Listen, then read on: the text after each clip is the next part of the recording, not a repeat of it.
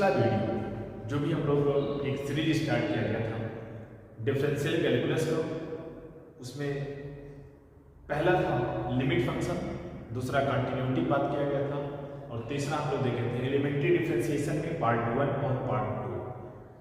अगर अभी तक आप लोग ये वीडियो नहीं देखे हैं तो पहले जाके देख लें, पूरा बढ़िया से नोट्स बना लें, तभी आप आगे बढ़ें। और आज हम बात करने वाले हैं इंटीग्रल कैलकुलस, जिसका फर्स्ट लेसन है एलिमेंट्री इंटीग्रल। यहाँ हम लोग फाउंडेशन की बात करेंगे कि कोई फंक्शन इंटीग्रेट कैसे होता है।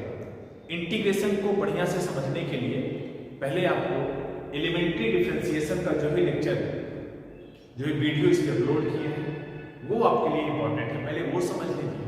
क्योंकि जब तक हम डिफरेंशिएशन नहीं ठीक से समझ सकते हैं तब तक इंटीग्रेशन समझ नहीं पाएंगे।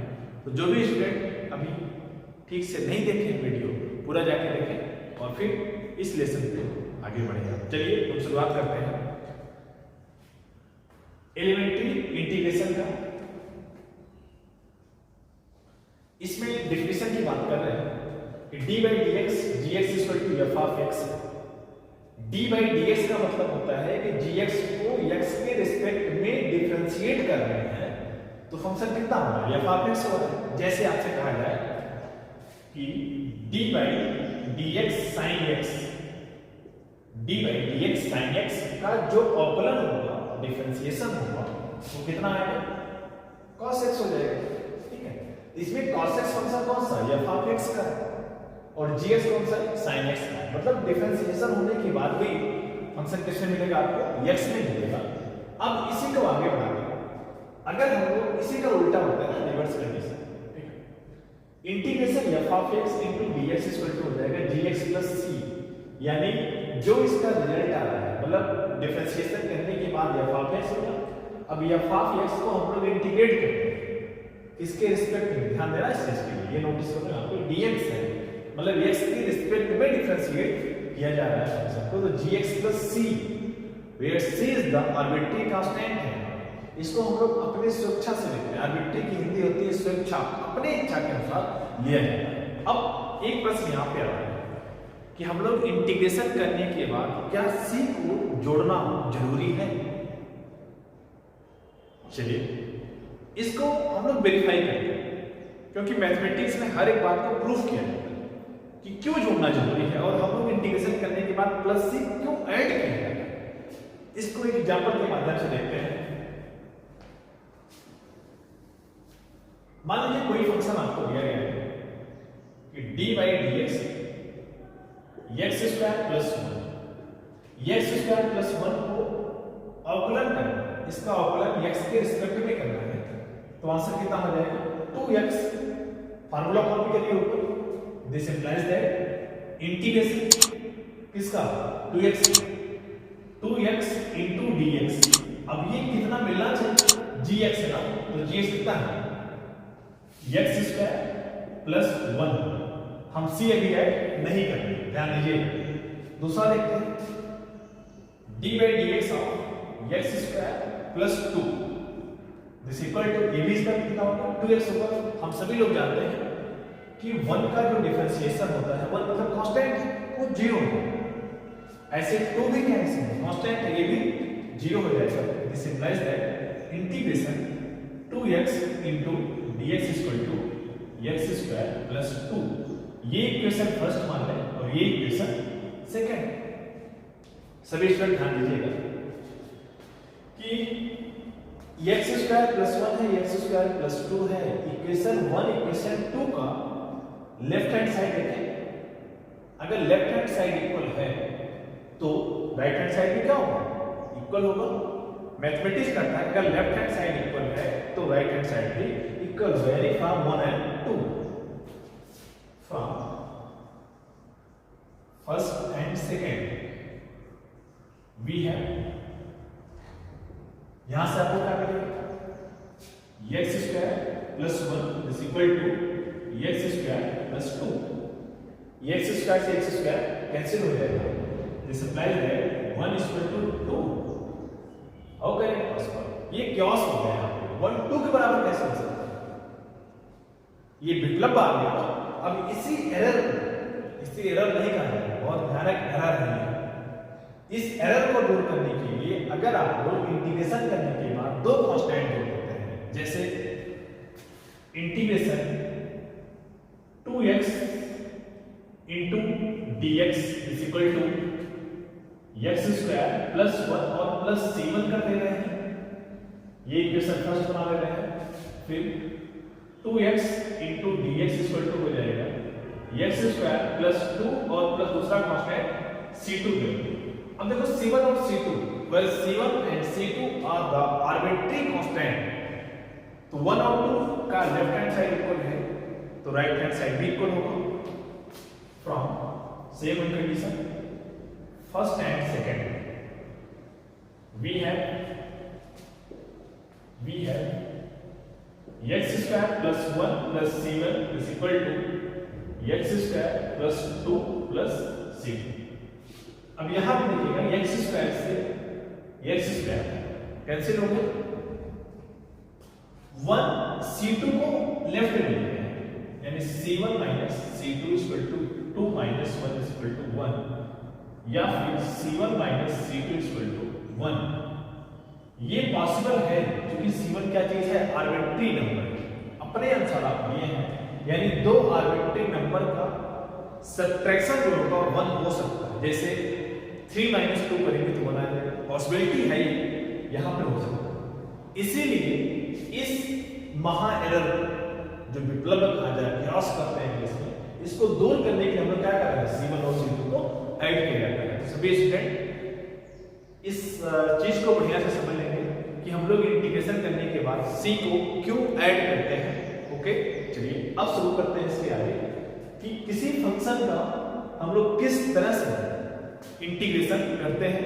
कुछ स्टैंडर्ड रिजल्ट को आपको लिखवा दें, बाकी आप अधिकांश तो जानते ही होंगे, स्टैंडर्ड रिजल्ट में हम लोग बातचीत करें।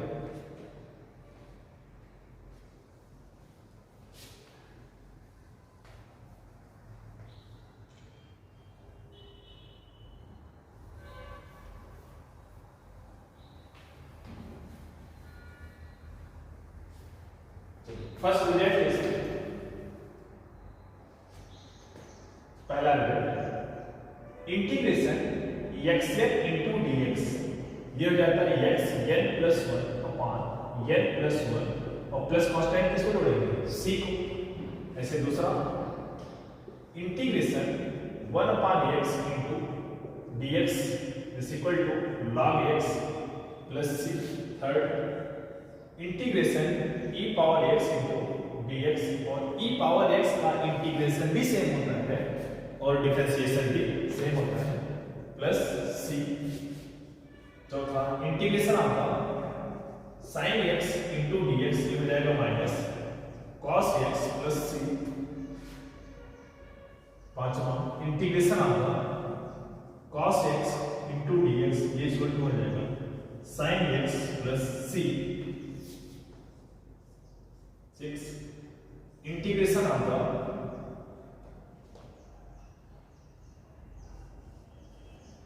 cosec square x minus cot x plus c। Integration cosec x into cot x this equal to हो जाएगा minus cosec x plus c। ये कुछ रिजल्ट है, इसको आप नोट कर लीजिए, जहां जरूरत पड़ेगी हम लोग इसका यूज कर लेंगे। इन सारे फार्मूले को आपको याद करना है। कुछ और भी स्टैंडर्ड रिजल्ट है तो आप प्रॉपर नोट्स बना के उसको याद कर लीजिएगा। अगर ये स्टैंडर्ड रिजल्ट आप याद कर लेंगे, जब भी हम लोग किसी फंक्शन को इंटीग्रेट करेंगे तो वहां आपको आसानी होगी। चलिए इसके कुछ क्वेश्चन देख लेते हैं। किसी फंक्शन को हम लोग किस तरह से इंटीग्रेट करते हैं, उसमें पहला problem first integration x raise two cube into dx। बहुत इजी है, पहला रिजल्ट यूज कर रहे हैं। x क्यूब है यानी ये हो जाएगा x raise to power 3 plus 1 upon 3 plus 1 और plus constant c this equal to हो जाएगा x power 4 upon 4 plus c। क्योंकि n प्लस 1 होता है ना इसमें, तो पावर को ऐड कर देते हैं, दूसरा देखिए second integration x raise to power 3/2 into dx। अब देखो ये फ्रैक्शन है, थोड़ा फ्रैक्शन आप लोग प्रैक्टिस कर लीजिएगा, प्रोसेस सेम ही होगा।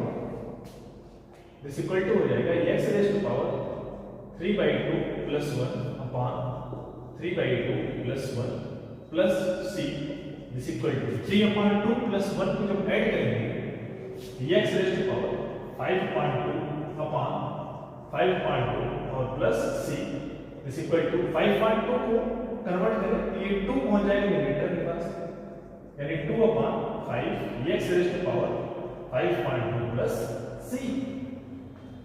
इसमें हम लोग कई क्वेश्चन बना सकते हैं, सेम इसी मेथड में सॉल्व करते हैं। तीसरा देखिए integration 1/y² into dy 1/y² into dy।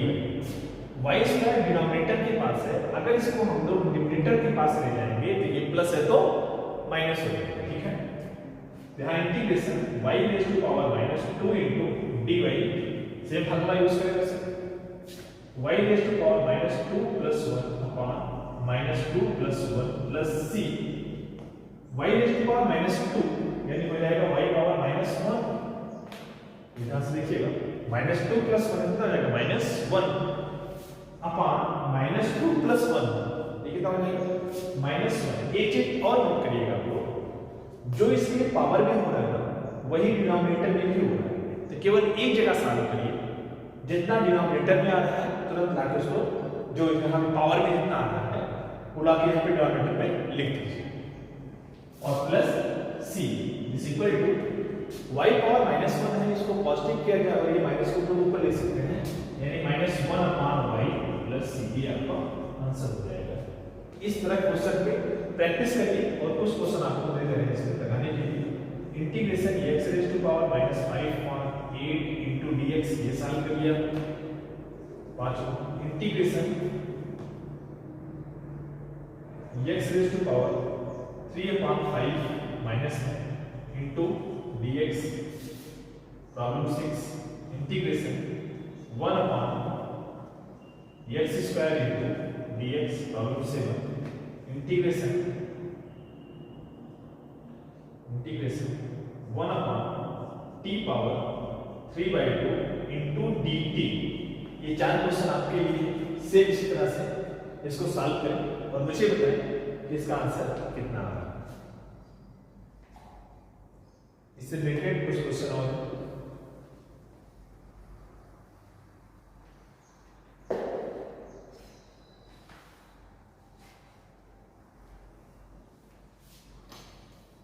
Formula बढ़िया से याद रखेंगे तो इंटीग्रेशन भी करते हो।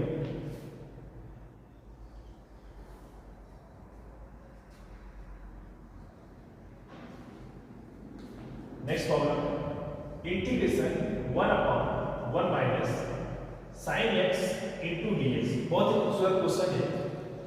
1/1 माइनस sin x है into dx है, यानी इस फंक्शन को x के रिस्पेक्ट में इंटीग्रेट करना है। अब ध्यान दीजिएगा, अगर इस टाइप का क्वेश्चन आपको मिल रहा है तो प्रयास करिएगा, हम लोग पढ़े हुए हैं क्लास 9 में रेशनलाइज करते हैं।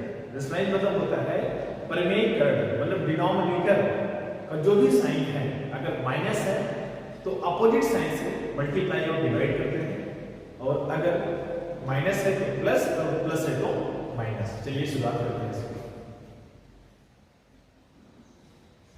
This equal to integration 1/1 minus sin x with multiply 1 plus sin x upon 1 plus sin x into dx।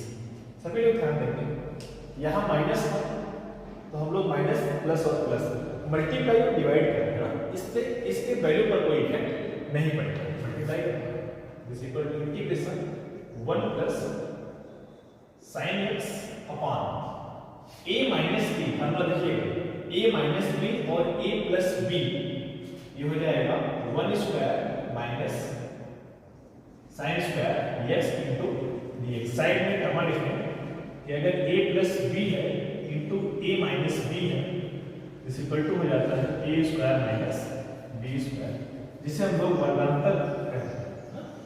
तो सेम रिजल्ट यहाँ पे था a प्लस बी और a माइनस बी यानी a square minus b square is equal to integration 1 plus sin x upon 1 का square 1 ही होता है 1 minus sin square x into dx is equal to, अब देखो 1 माइनस sin स्क्वायर x ये हम लोग हाई स्कूल में पढ़े हुए हैं, इसका मान cos स्क्वायर x के बराबर होगा यानी integration 1 plus sin x upon cos square x into dx।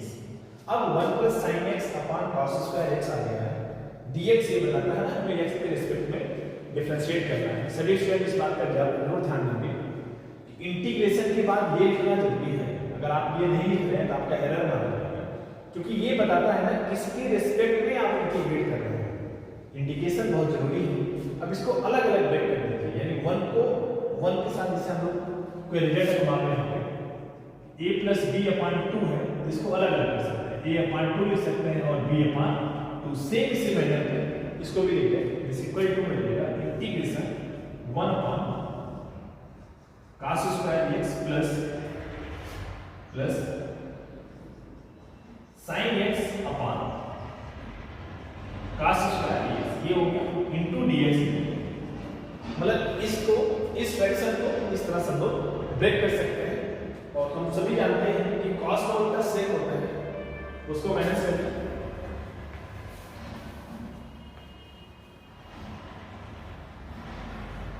cos का उल्टा, और इस केस में sin बटे cos अगर कहीं दिया तो tan,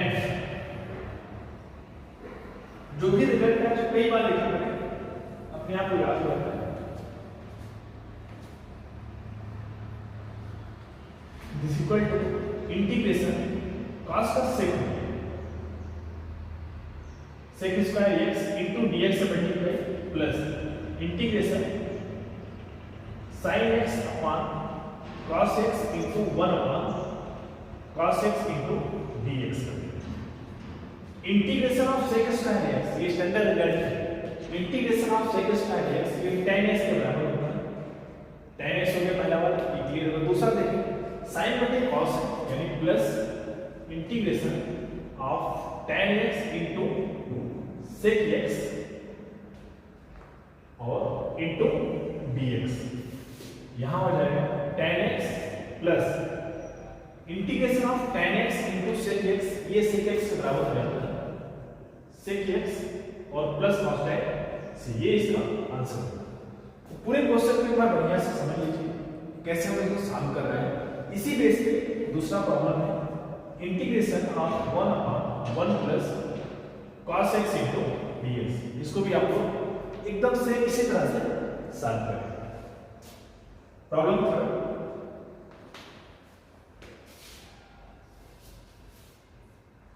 third integration sec x upon sec x plus tan x into dx, बहुत ही बढ़िया क्वेश्चन है। sec x upon sec x plus tan x, तो हम लोग क्या करते हैं पहले इस फंक्शन को रेशनलाइज करते हैं, इसलिए ऐसा किया जा रहा है। अगर हम लोग इसी नंबर जो प्लस है अगर माइनस से मल्टीप्लाई और डिवाइड करते हैं तो यहाँ पर हो जाएगा sec square theta minus tan square theta, जिसका मान 1 के बराबर होता है हाई स्कूल में, ट्रिग्नोमेट्री में ये है। चलिए शुरुआत करें, integration sec x plus tan x with multiply sec x plus tan x minus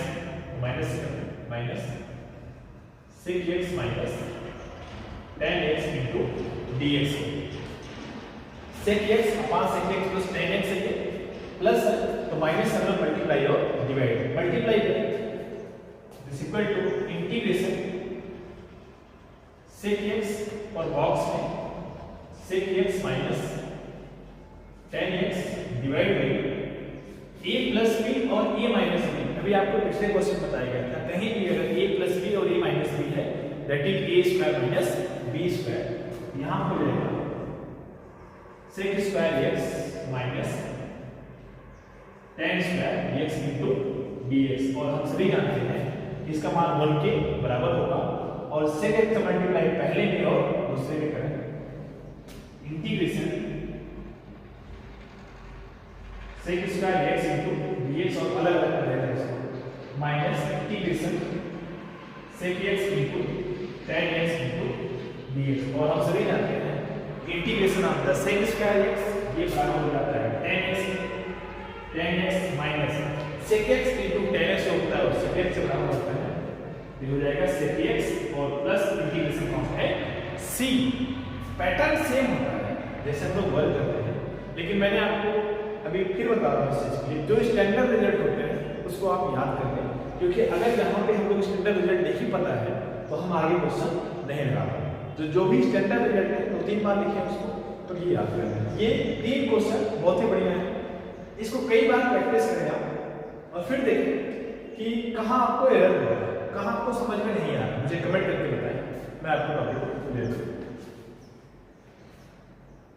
next topic है इंटीग्रेशन बाय सब्स्टिट्यूशन, प्रतिस्थापन द्वारा समाकलन। Integration by substitution.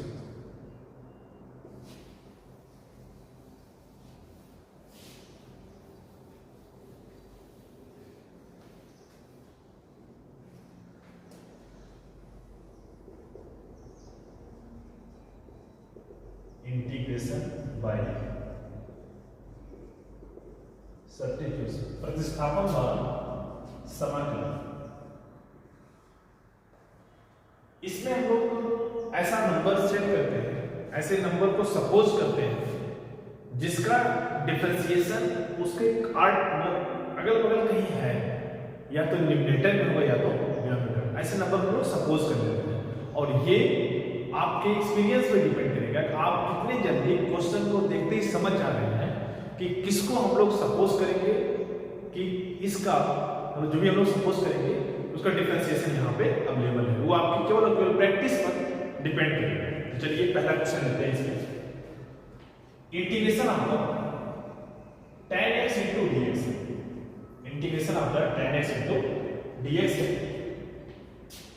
और tan को हम लोग क्या लिख सकते हैं sin बटे cos, sin x upon cos x into dx। अगर tan है तो sin बटे cos into dx लिखते हैं।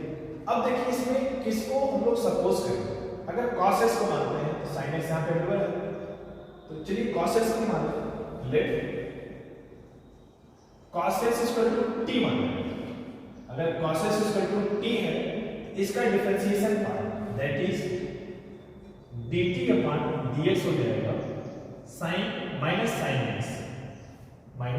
sin x, यहां से दिस इक्वल टू dt कितना होगा, dt इक्वल टू हो जाएगा minus sin x into dx पहुंच गया यहाँ पे। अब देखो कि जहां पे minus sin x into dx लिखा गया है, यहाँ पे माइनस तो है नहीं छोड़ो, लेकिन sin x इंटू dx लिखा गया, यहाँ पे क्या लिखा जाएगा dt लिखा जाएगा। This equal to integration minus dt upon t और 1 अपॉन t जो हो जाएगा माइनस बाहर हो जाएगा इसमें, minus 1 upon t into dt ये इक्वल टू हो जाएगा माइनस log t और t कितना है और plus integration constant c minus log t किसको माने थे cos x और प्लस c। ये पूरा एक बार फिर से बढ़िया से देख लें question. sin x upon cos x into dx, तो cos x हम लोग t माने, अब इसका डेरिवेटिव पार्ट कितना होगा वो यहाँ से निकाला जाए, dt इक्वल टू वैल्यू आ गया, यहाँ पे डाल रखा माइनस को बाहर किया गया minus log cos x plus c। Same इसी तरह से आप लोग ट्राई करें, ये पहला है।